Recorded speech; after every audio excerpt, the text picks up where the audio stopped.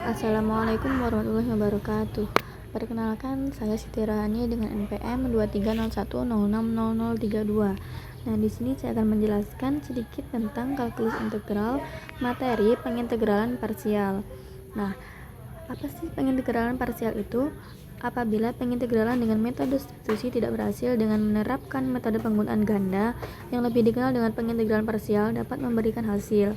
Nah, metode ini didasarkan pada pengintegralan rumus turunan hasil kali dua fungsi.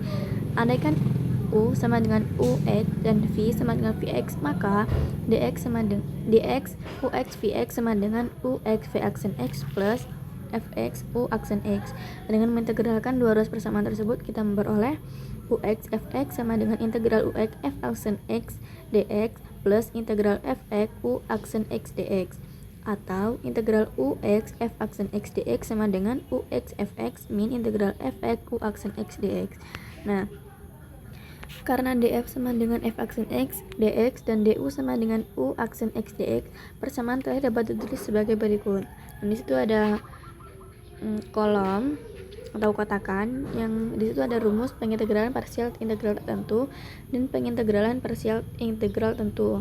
Nah, untuk pengintegralan parsial integral tak tentu itu ada rumusnya integral U df sama dengan U F min integral F du.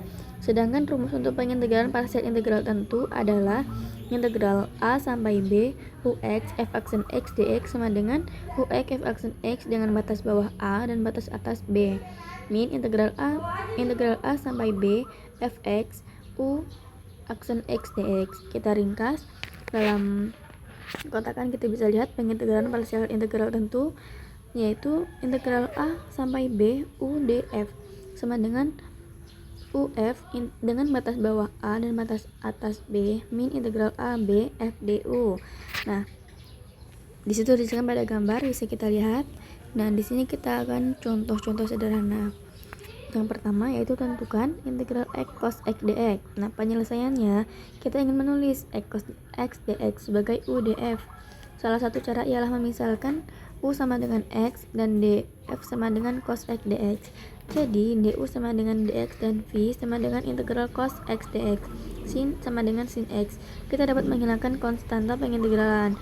Jadi kalau kita ringkaskan substitusi ganda tersebut, kita peroleh U sama dengan X dan du sama dengan dx, df sama dengan cos X dx, dan v sama dengan sin X. Nah, rumus pengintegralan parsial menjadi integral X atau U cos X dx atau df sama dengan X atau U sin X atau v min integral sin X atau v dan dx atau du sama dengan X sin X plus cos X plus C. Nah, pengandaian U dan df di atas tanpa berhasil. Substitusi lain misalnya sebagai berikut: U sama dengan cos X dan du sama dengan min sin X dx dan dv sama dengan X dx dan v sama dengan X kuadrat per 2. Nah, bisa kita lihat rumus pengintegralan parsial menghasilkan seperti pada gambar. Nah, penggandaian tersebut memang betul, akan tetapi dengan ini integral pada ruas akan menjadi lebih rumit. Oleh karena itu, penting sekali memilih U dan dv setepat mungkin. Yang pokok ialah bahwa integral kedua harus diusahakan menjadi lebih sederhana. Nah, di sini ada contoh lain, yaitu contoh kedua, tentukan integral 1 sampai 2 ln X dx. Nah, penyelesaiannya kita gunakan substitusi ganda berikut. Kita misalkan U sama dengan ln X dan du sama dengan 1 per X dx.